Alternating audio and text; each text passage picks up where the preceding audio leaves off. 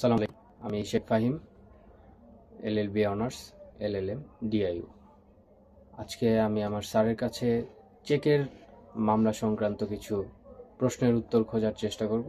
তো আমি আমার প্রথম প্রশ্নটি আমার বিজ্ঞ সিনিয়র স্যারের কাছে করছি। তো কেউ যদি কারো কাছে পাওনা টাকা পায় এবং সেই পাওনা টাকা উত্তোলনের জন্য বা নেওয়ার জন্য যদি চেক দেয়, সেক্ষেত্রে স্যার আমাদের করণীয় কি? আসসালামু আলাইকুম, আমি কাজী আনিস মনির, অ্যাডভোকেট, বাংলাদেশ সুপ্রিম কোর্ট। এটা একটা সুন্দর প্রশ্ন। বহুল আলোচিত এবং বহুল জনপ্রিয় লেনদেনের মাধ্যম হচ্ছে চেক। কেউ যদি পাওনা টাকা পরিশোধের জন্য চেক দেয় এবং সেই চেক যদি ডিজনার হয়, তাহলে পরে এটা একটা অপরাধ হয়ে গেল এবং এর জন্য কিন্তু চেক গ্রহীতা মামলা করতে পারে। ধন্যবাদ ফাহিম। ধন্যবাদ স্যার আপনাকেও। স্যার, এই চেকের মামলার ক্ষেত্রে লিগ্যাল নোটিশ কত দিনের মধ্যে প্রদান করতে হয় যদি চেক একটু বলতেন? ডিজনার হওয়ার 30 দিনের মধ্যে লিগ্যাল নোটিশ প্রেরণ করতে হয়। ধন্যবাদ ফাহিম। ধন্যবাদ স্যার। স্যার, চেকের মামলাটি আমরা কিভাবে দায়ের করব বা কোথায় দায়ের করব? আচ্ছা, চেকের মামলা সাধারণত 5 লাখ টাকার মধ্যে হলে এটা বিজ্ঞ সিএমএম আদালতে দায়ের করতে হয় এবং বর্তমানে এটা আপনার এটা লিগ্যাল এইডের মাধ্যমেও শুরু হয়েছে।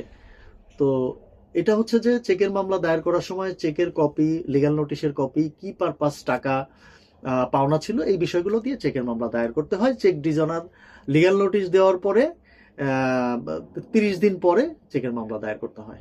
অসংখ্য ধন্যবাদ। খুবই চমৎকারভাবে প্রশ্নের উত্তরটি দিয়েছেন স্যার। আমার আরেকটি প্রশ্ন ছিল, চেকের মামলার টাকা উত্তোলনের নিশ্চয়তা কতটুকু স্যার, যদি বলতেন? আচ্ছা, চেকের মামলা করার পরে টাকা উত্তোলনের নিশ্চয়তা হচ্ছে, আমরা মোটামুটি বলে দিতে পারি, যদি কারো পাওনাটা যদি ভ্যালিড হয়, লিগ্যাল হয়, তাহলে পরে এই চেকের মামলা করে টাকা আদায় করা একরকম নিশ্চিত বলেই দেওয়া যায় যে চেক গ্রহীতা টাকা পাবেই। এটা বলেই দেওয়া যায় যদি তার পাওনাটা বৈধ হয়। সবাই খুব ভালো থাকবেন। আল্লাহ হাফেজ।